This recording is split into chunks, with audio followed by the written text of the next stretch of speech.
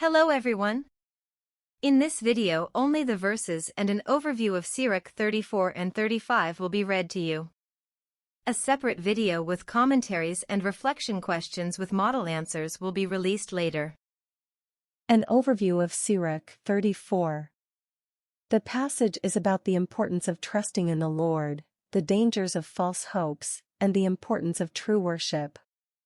The passage begins by warning against placing trust in dreams, divination, and omens.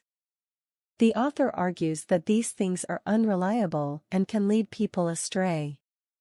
Instead, he encourages people to put their trust in the Lord, who is the source of all true wisdom. The author then goes on to say that those who fear the Lord are blessed. They are not afraid of anything, and they are always hopeful because they know that the Lord is their protector. The passage then turns to the topic of true worship.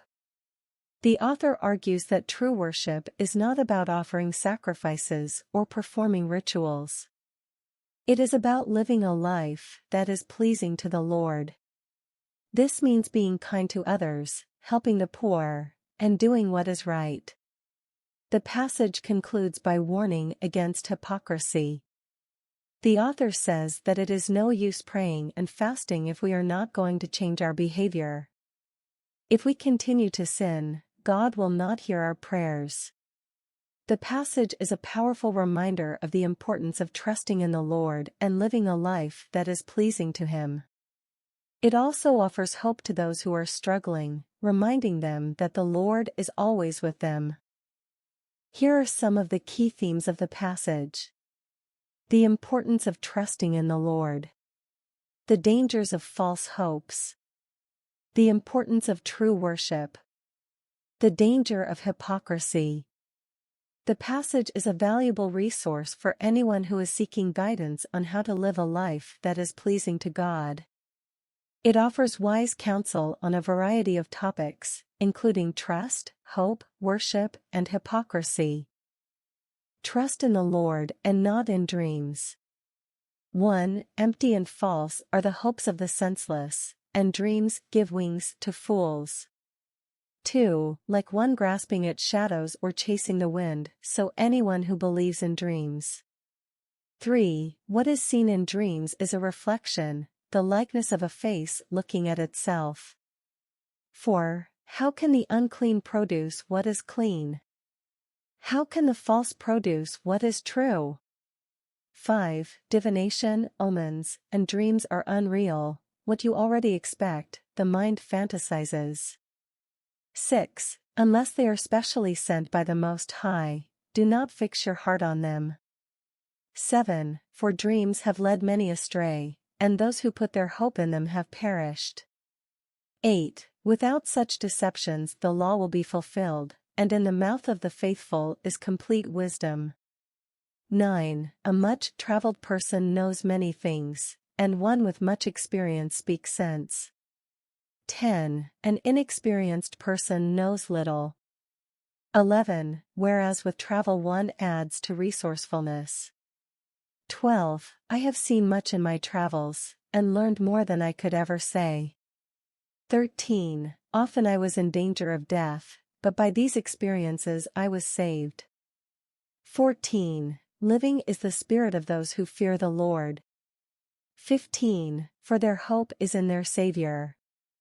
16. Whoever fear the Lord are afraid of nothing and are never discouraged, for He is their hope. 17. Happy the soul that fears the Lord. 18. In whom does he trust, and who is his support?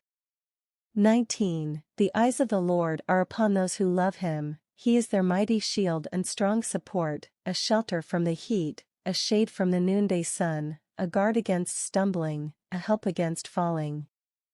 20. He lifts up spirits, brings a sparkle to the eyes, gives health and life and blessing. True worship of God. 21. Ill-gotten goods offered in sacrifice are tainted. 22. Presents from the lawless do not win God's favor. 23. The Most High is not pleased with the gifts of the godless, nor for their many sacrifices does He forgive their sins. 24. One who slays a son in his father's presence, whoever offers sacrifice from the holdings of the poor. 25. The bread of charity is life itself for the needy, whoever withholds it is a murderer. 26. To take away a neighbor's living is to commit murder. 27. To deny a laborer wages is to shed blood. 28. If one builds up and another tears down, what do they gain but trouble? 29. If one prays and another curses, whose voice will God hear? 30. If one again touches a corpse after bathing, what does he gain by the purification? 31. So one who fasts for sins, but goes and commits them again, who will hear his prayer, what is gained by mortification?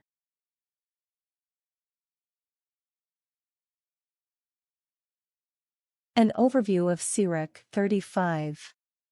The passage is about the importance of offering sacrifices to God, the justice of God, and the power of prayer. The passage begins by stating that keeping the law is to make many offerings. This means that obedience to God's commandments is a form of worship, and it is pleasing to God. The author then goes on to say that the best sacrifices are those that are made with a generous spirit and a cheerful countenance. This means that the value of a sacrifice is not in the amount of money or goods that are given, but in the attitude of the person who is giving. The author then warns against offering bribes or sacrifices that are made from the proceeds of extortion. This means that God does not accept offerings that are made with impure motives. The passage then turns to the topic of justice.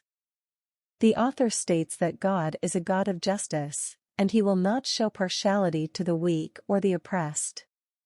He will hear the cry of the orphan and the widow, and he will punish those who do wrong. The passage concludes by saying that those who serve God to please him are accepted, and their prayers will be answered. This means that God is merciful and compassionate, and he will hear the prayers of those who are humble and sincere. The passage is a powerful reminder of the importance of offering sacrifices to God, the justice of God, and the power of prayer. It also offers hope to those who are suffering, reminding them that God will not abandon them. Here are some of the key themes of the passage. The importance of obedience to God's commandments. The importance of offering sacrifices with a generous spirit. The importance of justice. The power of prayer. The passage is a valuable resource for anyone who is seeking guidance on how to live a life that is pleasing to God. It offers wise counsel on a variety of topics, including obedience, sacrifice, justice, and prayer. Sirach 35 verses 1 to 13. 1. To keep the law is to make many offerings. 2. Whoever observes the commandments sacrifices a peace offering. 3. By works of charity one offers fine flour. 4. And one who gives alms presents a sacrifice of praise. 5. To refrain from evil pleases the Lord, and to avoid injustice is atonement. 6. Do not appear before the Lord empty-handed. 7. For all that you offer is in fulfillment of the precepts. 8. The offering of the just enriches the altar, a sweet odor before the Most High. 9. The sacrifice of the just is accepted, never to be forgotten. 10. With a generous spirit pay homage to the Lord, and do not spare your freewill gifts. 11. With each contribution show a cheerful countenance, and pay your tithes in a spirit of joy. 12. Give to the Most High as he has given to you, generously, according to your means. 13. For he is a God who always repays, and will give back to you sevenfold. Sirach 35 verses 14 to 26. 14. But offer no bribes, these he does not accept. 15. Do not trust in sacrifice of the fruits of extortion, for he is a God of justice, who shows no partiality. 16. He shows no partiality to the weak, but hears the grievance of the oppressed. 17. He does not forsake the cry of the orphan, nor the widow when she pours out her complaint. 18. Do not the tears that stream down her cheek. 19. Cry out against the one that causes them to fall. 20. Those who serve God to please him are accepted, their petition reaches the clouds. 21. The prayer of the lowly pierces the clouds, it does not rest till it reaches its goal, nor will it withdraw till the Most High responds. 22. Judges justly and affirms the right. God indeed will not delay, and like a warrior, will not be still till he breaks the backs of the merciless. 23. And wreaks vengeance upon the nations, till he destroys the scepter of the proud, and cuts off the staff of the wicked. 24. Till he requites everyone according to their deeds, and repays them according to their thoughts. 25. Till he defends the cause of his people, and makes them glad by his salvation. 26. Welcome is his mercy in time of distress as rain clouds in time of drought. Thank you for viewing. May God bless you today and always.